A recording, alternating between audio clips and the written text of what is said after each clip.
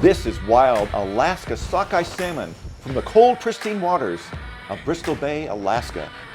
Bristol Bay is home to the largest single wild salmon run on the planet. 90% of wild salmon caught in the U.S. comes from Alaska, and 75% of wild sockeye caught in Alaska comes from Bristol Bay.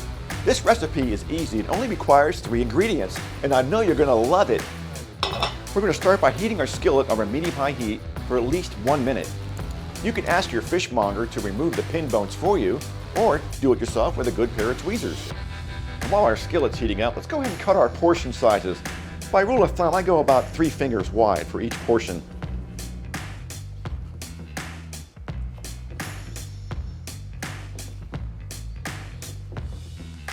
We'll season to taste with some kosher salt and some fresh cracked pepper.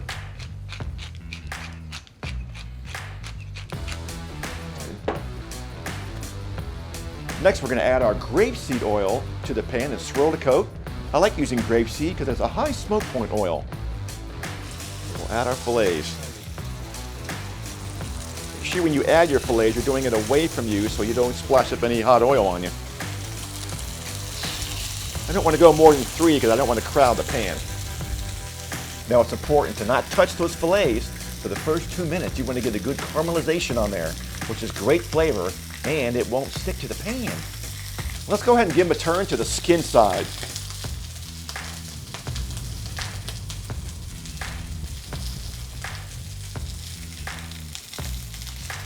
Bristol Bay salmon has a built-in timer.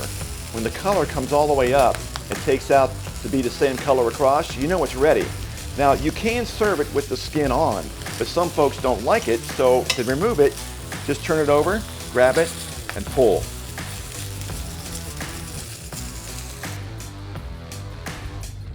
We'll give it maybe 30 seconds more on the side where the skin was.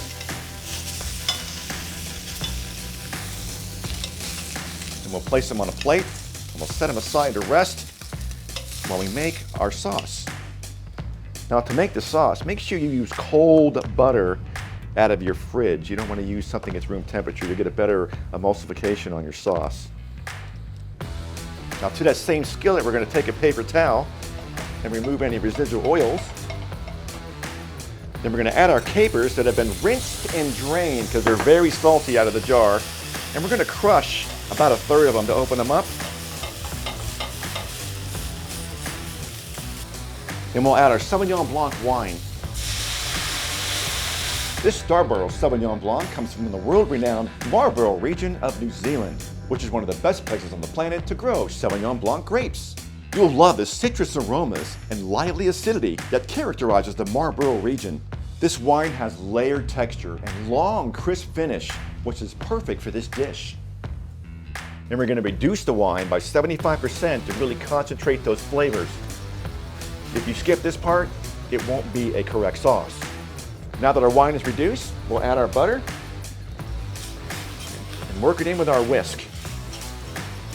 Now that is looking and smelling delicious. Let's serve it up. We're going to serve this with some fresh chopped cilantro, lime juice, and a little lime zest.